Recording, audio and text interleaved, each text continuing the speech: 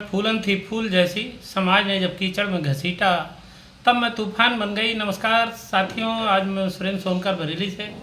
आज कहानी फूलन देवी की, जो कि उत्तर प्रदेश की मिट्टी से बैलेट, बंदूक और ग्वालियर की जेल से निकलकर संसद तक का सफ़र तय करने वाली ऐसी वीरांगना विद्रोहिणी नायिका की आज कहानी।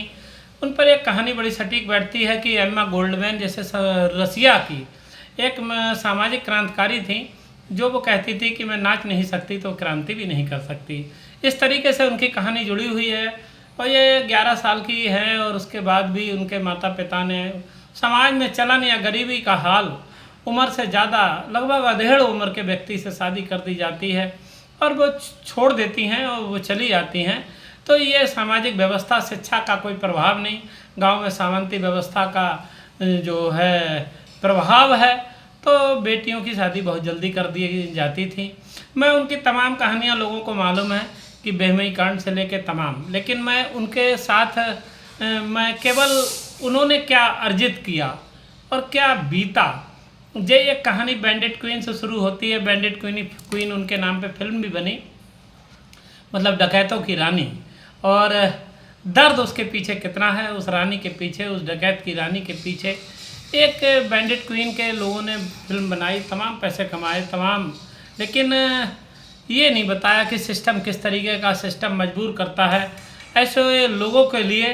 और मैं ये कह सकता हूँ कि ये अशिक्षा का भी बहुत बड़ा इसमें के पीछे हाल होता है कि जिस तरीके से वे मल्लाह, मतलब पिछड़े समाज की हैं, और बाल विवाह और सामंती अत्याचार, ये सब चीज़ें जो हैं, तो इसका मतलब ये होता है कि समाज ने या गांव के लोगों ने वहाँ तक शिक्षा की रोशनी नहीं फैली, प्रगति नहीं हुई उन पे। एक बाकी चीज़ें लोगों को पता है। मैं ये बताना चाहता हूँ कि आज फूलन देवी की जयंती के अवसर पर जब वो संसद तक पहुँचती हैं, 1994 में रिहा होती हैं, 1996 में मिर्ज़ापुर से, जहाँ से आज अनुप्रिया पटेल सांसद हैं, वहाँ से वो सांसद बनी, 2 बार सांसद बनी समाजवादी पार्टी के द्वारा, और जिसके राष्ट्रीय अध्यक्ष नेताजी मुलायम सिंह यादव थे, उन्होंने उनको टिकट दिया और एक संतोष भारतीय नाम के पत्रकार के मार्फत वो मध्य प्रदेश की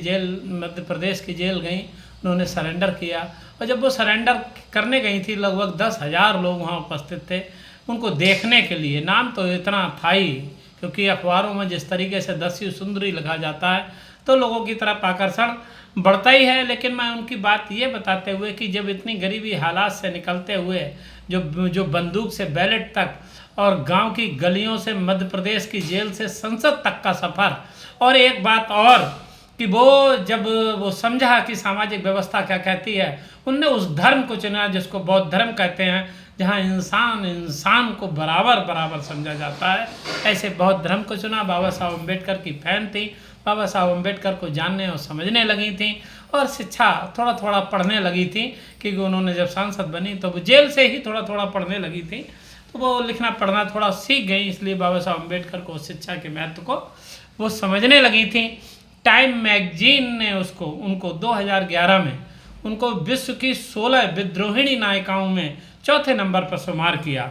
ये उनकी उस उपलब्धि या उस कामयाबी का सफ़र को दर्शाता है कि 8 मार्च को जो विश्व महिला दिवस मनाया जाता है, उसमें 8 मार्च का जो विश्व महिला दिवस के अवसर पर जो 16 विद्रोहिणी नायिकाएँ या जो महिलाओं जो प्रभावशील काम किए अपने देशों में, उसमें फूलन देवी को 4थे स्थान पर रखा, जो उनका मान सम्मान था। और फूलन देवी के विषय में केवल ये समझना और जानना चाहिए, इस तरीके से मानना चाहिए कि वो तमाम कष्ट सह के और जीने की जिजीविसा जिसको कहते हैं, नहीं तो तमाम फूलन गलियों मोहल्लों में, गांव देहातों में आज भी हैं और मुंह नहीं खोल पाती और अत्याचार सहते हुए अपना समय निकाल देती हैं, जीवन यापन कर लेती हैं। लेकिन जिसमें जीने की जिजीविसा होती है, जिसमें अत्याचार का जवाब देने की क्षमता होती है, वही फूलन देवी बनती है। आज फूलन देवी की जयंती के अवसर बेटियों के लिए ये संदेश कि फूलन देवी की तरह बंदूक नहीं, लेकिन फूलन देवी जो शिक्षा के महत्व को समझने लगी थी, उनकी किताब को महत्व को समझिए, स्कूल को महत्व को समझिए और बाबा साहब अम्बेडकर के संविधान कोई महत्व को समझिए। आज तमाम महिलाएं लड़कियां ये समझने लगी हैं, तभी कलेक्टर, प्रोफेसर और राष्ट्रपति तक का प्रधानमंत्री, मुख्यमंत्री तक का सफ़र तय कर पाई हैं। आज के दिन पर फूलन देवी की जयंती पर उनको सल्यूट।